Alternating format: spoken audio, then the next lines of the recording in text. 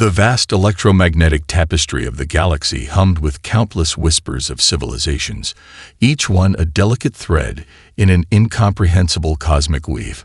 Most threads were fragile, ephemeral, burning brightly for mere moments before being snuffed out by the cold indifference of space. The Zornak Confederation understood this fundamental truth better than any other collective in known space. Admiral Crickstal studied the holographic display, his six-chambered heart pumping a rhythmic cadence of calculated anticipation. His species had long ago transcended the primitive concepts of biological emotion, replacing sentiment with pure strategic logic. Each of his 4 arms moved with precise, mechanical efficiency as he manipulated the star charts, tracing potential conquest routes with razor-sharp talons that could slice through starship hull plating. The current galactic map glowed with a complex network of conquered territories. Blue sectors represented Zornak control, spreading like a metastasizing infection across star systems. Red zones marked ongoing conflicts, while dim gray areas indicated potential targets. Earth appeared as nothing more than a small, unremarkable blue-green dot, barely a footnote in the grand tapestry of galactic civilization.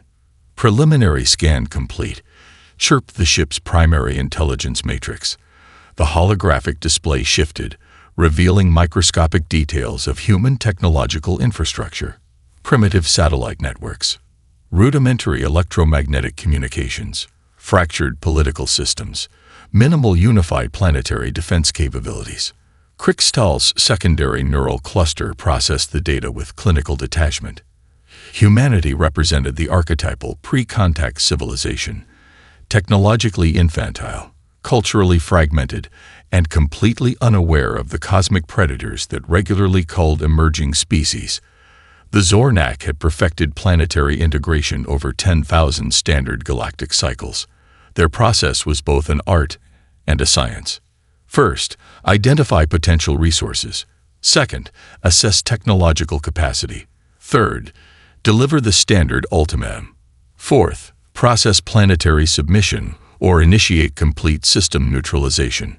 Earth possessed several marginally interesting resource profiles: significant water reserves, complex biochemical diversity, a stable planetary ecosystem that could be efficiently repurposed. Nothing extraordinary, but certainly worth the minimal effort of conquest. The Admiral's communication tendrils began assembling the standard integration protocol, a transmission that had reduced thousands of planetary civilizations to controlled protectorates. It was a mathematical marvel of linguistic engineering, designed to simultaneously communicate, categorize, and psychologically neutralize any potential resistance. What the Zornak could not understand, was the fundamental unpredictability of human potential. In a small research facility thousands of light-years away, Dr. Elena Rodriguez was about to become the most important human in galactic history. She didn't know this yet. To her, it was just another late night of decoding complex communication patterns, surrounded by half-empty coffee cups and walls covered in cryptographic diagrams. Her team represented humanity's best-kept secret, not a military unit, not a covert government operation, just a collection of the most brilliant, most creative minds humanity could assemble. Linguists who understood language not as a set of rules, but as a living, breathing entity. Mathematicians who saw patterns where others saw chaos. Psychologists who could decode the subtlest nuances of communication. They were humanity's first line of defense. Not with weapons, but with understanding. As the Zornak transmission began its journey across the vast cosmic distances, carrying with it the cold, calculated promise of planetary submission, nobody could have predicted the extraordinary events about to unfold. Nobody except, perhaps, the handful of humans who understood that humanity's greatest strength had never been its technology or its weapons, but its ability to transform, to adapt, to communicate in ways no other species could even comprehend. The hunt was about to begin, and Earth was ready. The transmission arrived without warning, a quantum pulse that simultaneously hijacked every digital screen on the planet. In Times Square, Massive billboards flickered with alien symbols. In Tokyo, smartphone screens across the city displayed the same cryptic message. Moscow's government communication centers went silent, then erupted with the strange transmission. Every television, every computer, every digital display became a window into an incomprehensible threat. At the United Nations headquarters in New York, absolute chaos erupted. Secretary General Maria Alvarez stared at the holographic display, her dark eyes reflecting the alien symbols that seemed to pulse with an internal, almost alive quality. Around her, translators and communication experts worked frantically, their fingers flying across quantum-encrypted keyboards. "We need to analyze this," she said, her voice cutting through the pandemonium. Now, the message was unlike anything humanity had ever encountered. It wasn't just text or a simple video transmission. It was a multi-dimensional communication that seemed to exist simultaneously in multiple formats. Mathematical equations intertwined with linguistic patterns, visual representations that shifted and changed even as they were observed. Global military command centers went into immediate high alert. In the Pentagon, generals who had spent entire careers preparing for potential extraterrestrial contact now faced their ultimate nightmare. Satellite tracking systems detected massive objects moving at the edge of the solar system, ships so large they could swallow entire continents. The ultimatum was brutally simple: surrender, submit, be integrated, or be destroyed. The countdown began. 72 hours until complete planetary submission or total annihilation. Social media exploded. Conspiracy theorists found themselves suddenly vindicated. Governments scrambled to respond. Religious leaders saw prophecies coming true. Financial markets began to collapse as the reality of potential extinction became clear. But not everyone panicked. In a small coffee shop in Buenos Aires, Dr. Elena Rodriguez sat quietly, her tablet displaying the alien transmission. While the world around her descended into chaos, she saw something different. Where others saw a threat, she saw a puzzle. Her fingers moved methodically, capturing screen after screen of the transmission. Each symbol, each mathematical construct was a piece of a larger linguistic mystery. She wasn't afraid. She was curious. Around the world, similar minds were activating. Not military strategists, not political leaders, but scientists, linguists, mathematicians, people who understood that communication was more than just words. It was a complex dance of understanding. In Tokyo, Dr. Hiroshi Nakamura, a quantum linguistics expert, began running the transmission through unprecedented translation matrices. In Nairobi, Dr. Amara Okonkwo started correlating the mathematical patterns with known and theoretical communication models. In Moscow, Dr. Ivan Volka began breaking down the transmission's structural components. They didn't know each other. They didn't coordinate. But they were humanity's first line of defense. Not with weapons, but with understanding. As global leaders prepared military responses, these scientists saw something different. This wasn't just a threat.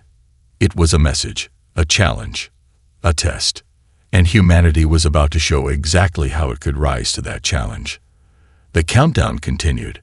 72 hours that would determine the fate of an entire planet. 72 hours that would change everything. 72 hours until first contact would become first transformation. The first call came at 3:17 a.m. Buenos Aires time. Dr. Elena Rodriguez was already awake, her apartment a controlled chaos of holographic displays and half-empty coffee mugs. The secure line from the United Nations Research Division cut through the ambient noise of her computers. "We need you," the voice said. No introduction, no pleasantries. Elena knew this wasn't a typical request. Her work in xenolinguistics had always been theoretical, existing in the margins of academic research. Most of her colleagues considered her work borderline science fiction, complex communication theory that suggested intelligent life might communicate in ways completely alien to human understanding. Now those theories were about to be tested. Within hours, a highly classified communication began weaving across continents, not through official government channels, but through a network that existed between the world's most brilliant minds. A network built on mutual respect, shared curiosity, and an understanding that the greatest challenges require the most unexpected solutions. Dr. Hiroshi Nakamura received his invitation in a quantum physics laboratory in Tokyo. A quantum linguist whose work bridged the impossible gap between mathematical structures and language, he had spent decades developing communication models that could potentially decode nonlinear information systems. Where others sought equations, he saw poetry. In Nairobi, Dr. Amara Okonkwo was lecturing when her secure tablet buzzed. A neurological pattern recognition expert whose groundbreaking work had redefined how humans understand cognitive processing. She represented a unique intersection of neuroscience, anthropology, and communication theory. Her research had always suggested that intelligence was far more fluid, far more adaptive than most scientists believed. Moscow contributed Dr. Ivan Volkov, a game theory specialist whose algorithms had revolutionized complex decision-making models. His work had shown how seemingly chaotic systems could be understood through the right analytical approach. Where others saw randomness, he saw underlying patterns. The final member came from Mumbai. Dr. Priya Sharma, a cryptographic genius whose work in multidimensional encryption had been largely theoretical. Her algorithms could transform communication into living, breathing mathematical landscapes. They gathered in a secure facility that didn't officially exist. Located deep beneath the Andes Mountains, it was a testament to human ingenuity, a research center built to tackle challenges that defied traditional understanding. Their first meeting was not what anyone would expect from a team preparing to save humanity. No military uniforms, no tense strategic discussions. Instead, they approached the alien transmission like a complex, beautiful puzzle. "This isn't a threat," Alina said, her fingers dancing across holographic displays. "This is a communication, and every communication has a structure." Hiroshi nodded, his eyes reflecting complex mathematical models that danced around the transmission symbols. "It's not just a message, it's a test. A way of categorizing intelligence." Amara began mapping the neurological impact of the transmission. "Look how it's designed to trigger specific cognitive responses. It's not just trying to communicate, it's trying to understand." Ivan analyzed the strategic implications, a communication that is simultaneously a weapon, a test, and a potential bridge. Priya's encryption models began breaking down the transmission's layers. Each decryption revealed more complexity, more depth. They worked not with weapons, but with the most powerful tool humanity possessed: the ability to understand, to adapt, to communicate in ways no other species could imagine. The countdown continued. 60 hours remained. Humanity's most unlikely defenders were about to change everything. The research facility hummed with an electric intensity that defied the traditional quiet of scientific spaces. Holographic displays cascaded with impossible patterns, mathematical constructs that seemed to breathe and shift with a life of their own. Dr. Elena Rodriguez stood at the center of this controlled chaos, her eyes reflecting layers of alien communication that no human had ever truly understood before. "It's not a message," she said quietly. "It's a trap." Dr. Hiroshi Nakamura looked up from his quantum linguistic analysis, his fingers hovering over a complex holographic interface. "Not just a trap," he corrected. "It's a categorization system. The Zornak aren't just trying to communicate. They're trying to determine if we're worth communicating with at all." The transmission was a multi-layered nightmare of communication. Each symbol contained multiple meanings, mathematical equations intertwined with linguistic structures, visual representations that changed depending on the angle of observation. It was designed to do more than communicate. It was designed to filter, to sort, to dismiss. Priya Sharma's encryption models began to reveal the transmission's true nature. "Look," she said, bringing up a three-dimensional representation of the code. "It's structured like a cognitive test. But not just any test. This is a test designed to identify and categorize intelligence across potentially millions of different species. The room fell silent. Amara Okonkwo began mapping the neurological impact of the transmission.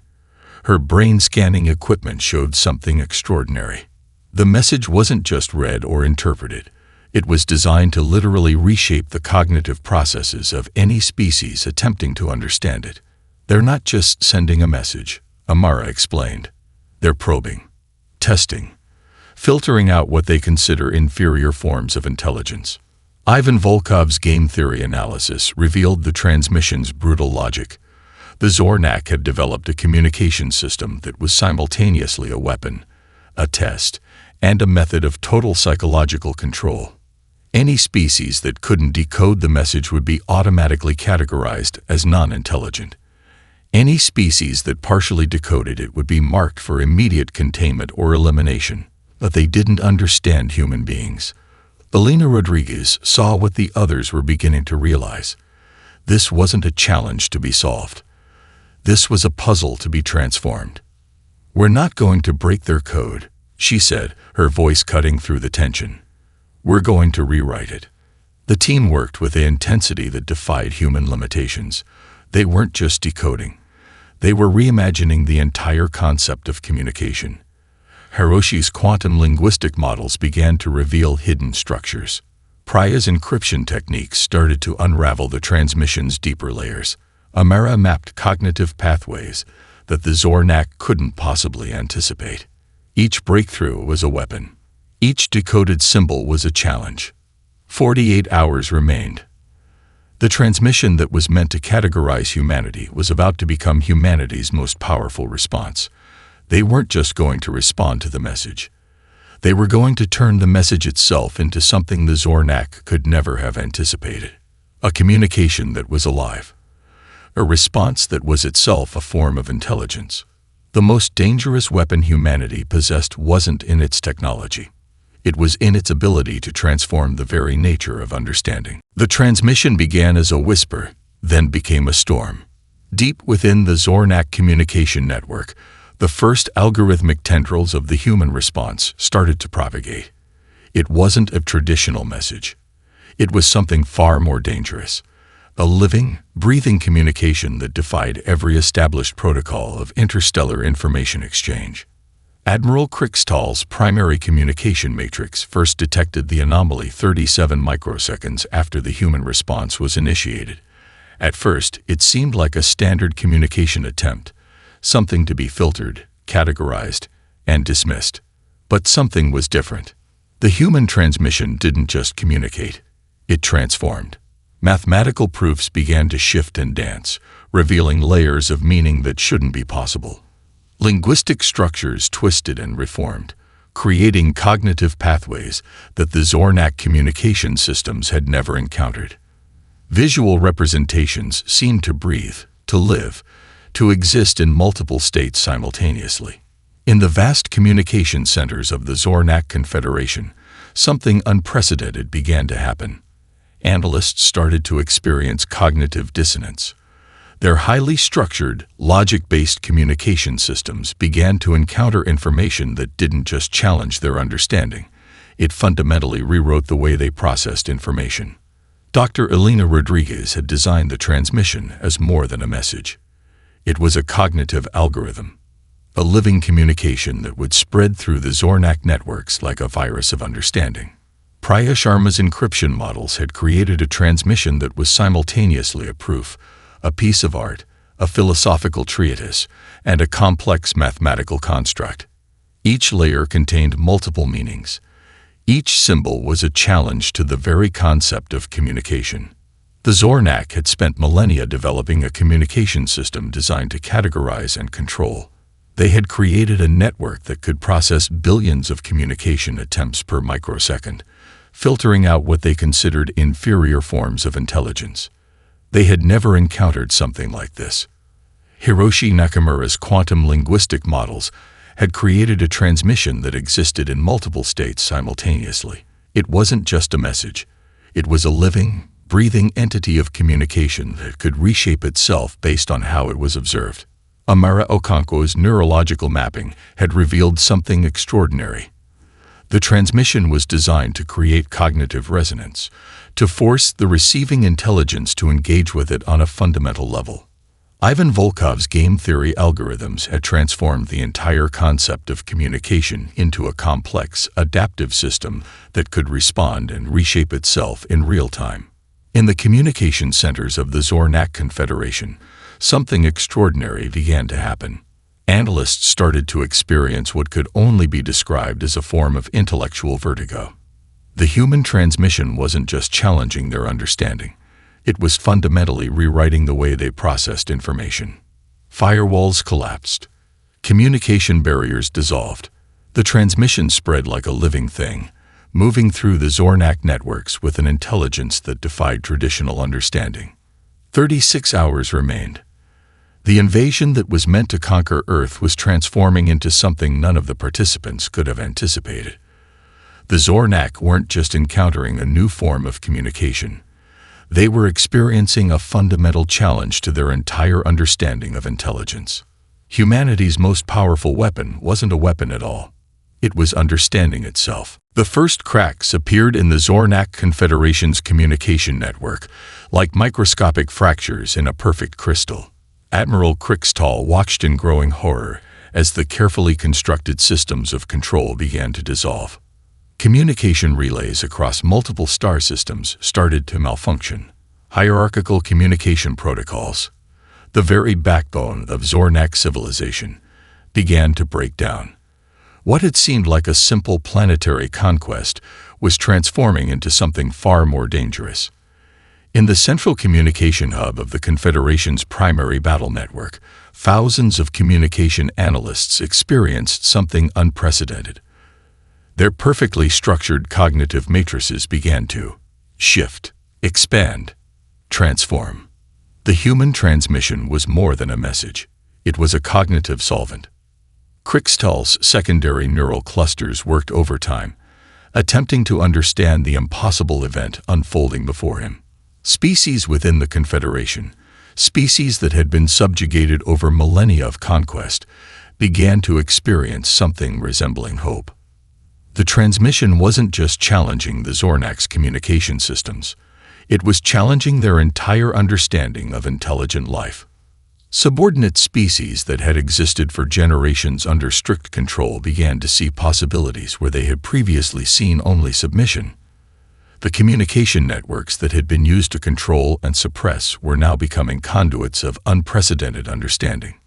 In the vast fleet positioned at the edge of the solar system, ship commanders began to question orders that had previously been unquestionable. The rigid hierarchy that had defined Zornak military structure for thousands of years started to show unexpected flexibility. 24 hours remained. The invasion that was meant to be a simple planetary acquisition was transforming into something entirely unexpected. The Zornak had conquered countless civilizations. They had developed communication systems that could categorize and control entire species in microseconds. They had never encountered anything like humanity. Each layer of the human transmission revealed new depths of complexity, mathematical proofs that twisted and transformed, linguistic structures that defied traditional understanding, visual representations that existed in multiple states simultaneously. Admiral Krikstal found himself experiencing something unprecedented: doubt. The transmission wasn't just a message. It was a living, breathing entity of communication that challenged every fundamental assumption of Zornak civilization. Species that had been considered non-intelligent were suddenly showing signs of complex cognitive engagement. Communication relays across multiple star systems began to malfunction. The carefully constructed systems of control that the Zornak had developed over millennia started to dissolve. In the research facility beneath the ends, Dr. Elena Rodriguez and her team watched the progression with a mixture of scientific curiosity and growing excitement. They had done more than create a message. They had created a cognitive algorithm designed to challenge the very foundations of the Zornak's understanding of intelligence.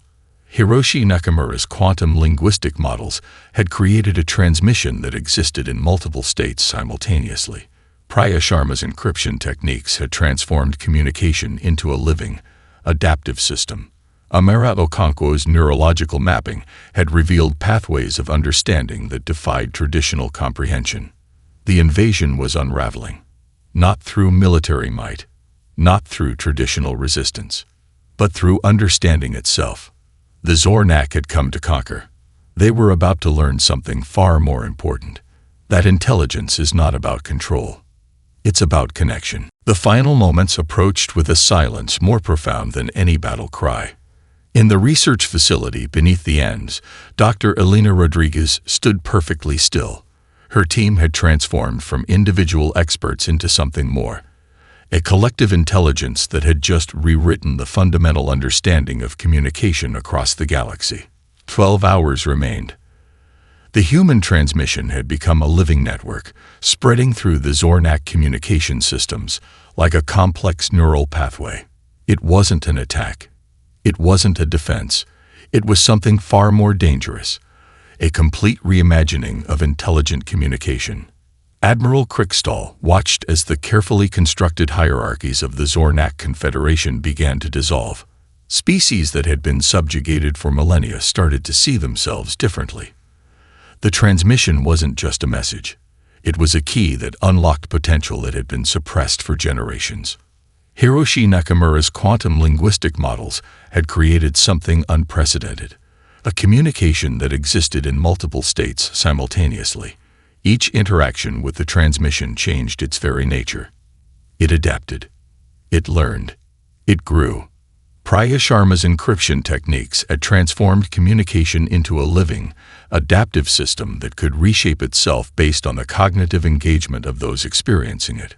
What the Zornak had designed as a filtering mechanism had become a bridge of understanding. Amara Okonkwo's neurological mapping revealed the true genius of their approach. The transmission wasn't just communicating information. It was creating new neural pathways, showing possibilities, revealing potential. Ivan Volkov's game theory algorithms had turned communication into a complex, adaptive strategy that challenged every fundamental assumption of interstellar conflict. The Zornak fleet hung motionless at the edge of the solar system. Thousands of ships, millions of beings, all suspended in a moment of unprecedented cognitive transformation. 6 hours remained. Something extraordinary was happening. The invasion that was meant to conquer Earth was transforming into a moment of galactic revelation. Species within the Confederation began to communicate in ways they had never imagined possible. The rigid structures of control were dissolving, replaced by something far more complex. Understanding. In the research facility, Elena Rodriguez understood something fundamental. They hadn't created a weapon. They had created a bridge. The transmission continued to spread. Each interaction made it stronger, more complex, more alive.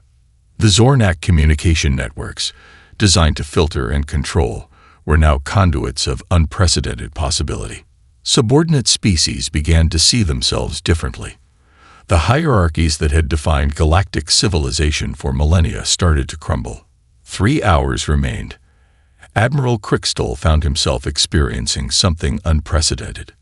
Doubt, curiosity, a fundamental challenge to everything he had ever understood about intelligence, communication, and potential. The human transmission was more than a message. It was a living entity of understanding that defied every established protocol of interstellar communication. 1 hour remained. The moment of invasion had transformed into a moment of first contact, but not the first contact anyone had anticipated. Not a meeting of weapons or technologies, but a meeting of understanding itself. The countdown continued. Humanity had transformed a potential extinction event into the most profound communication in galactic history, not through force, not through technology, but through the most powerful force in the universe. The ability to truly understand. Silence descended. Not the silence of defeat, not the silence of conquest, but the silence of profound transformation. The research facility beneath the Andes Mountains became ground zero for the most significant moment in human history. Dr. Elena Rodriguez stood surrounded by her team. No longer just colleagues, but architects of a galactic paradigm shift. Hiroshi Nakamura was the first to speak. "We didn't just communicate," he said quietly. "We reimagined communication itself." Outside, the world was changing. News networks struggled to comprehend the events that had just transpired. Massive alien ships that had been poised for invasion now hung motionless at the edge of the solar system. Military installations worldwide remained on high alert, waiting for something, anything, to happen. But nothing happened, and everything happened. Admiral Krixtal's communication matrix had been fundamentally transformed. The rigid hierarchical structure of the Zornak Confederation was dissolving, replaced by something far more complex. Species that had been subjugated for millennia were experiencing a collective awakening. The human transmission had done more than prevent an invasion. It had created a cognitive revolution. Diplomatic channels began to open in ways nobody could have anticipated, not through traditional negotiations, not through military protocols, but through a fundamental reimagining of interstellar communication. Dr. Amara Okonkwo began mapping the neurological impact of their transmission. It wasn't just a message that had been sent. It was a living, adaptive communication that continued to evolve. Each interaction with the transmission created new possibilities, new understanding. Priya Sharma's encryption models revealed something extraordinary. The transmission they had created was continuing to spread, to adapt, to grow. It had become something more than a simple communication. It was a bridge of understanding that transcended traditional concepts of language and interaction. Ivan Volkov's game theory analysis showed that they had done more than prevent an invasion. They had fundamentally altered the strategic landscape of galactic civilization. The first official communication came unexpectedly. Not from military leaders, not from government officials, but from a collective of previously subjugated species within the Zornak Confederation. Their message was simple yet profound. "We wish to understand." News networks struggled to capture the magnitude of what had occurred. How do you explain a moment that fundamentally rewrote the understanding of intelligence, communication, and potential? In the research facility, Elena Rodriguez understood the true significance of what they had accomplished. They hadn't just saved Earth. They had opened a door to a new way of understanding. The alien ships remained at the edge of the solar system, but they were no longer a threat. They were now something else entirely. A symbol of possibility. A reminder that true communication is about more than words. It's about understanding. Governments worldwide began to realize that the greatest defense wasn't technological. It wasn't military. It was the ability to truly understand, to communicate, to connect. The Zornak Confederation was transforming. Species that had been controlled for millennia were finding their voice. The hierarchical structures that had defined galactic civilization were dissolving, replaced by something far more dynamic, far more alive. Dr. Hiroshi Nakamura looked at the ongoing data streams. "We didn't just send a message," he said. "We created a new way of understanding." Humanity had faced an extinction-level threat, and in doing so, they had changed everything. Not through weapons, not through technology, but through the most powerful force in the universe: understanding.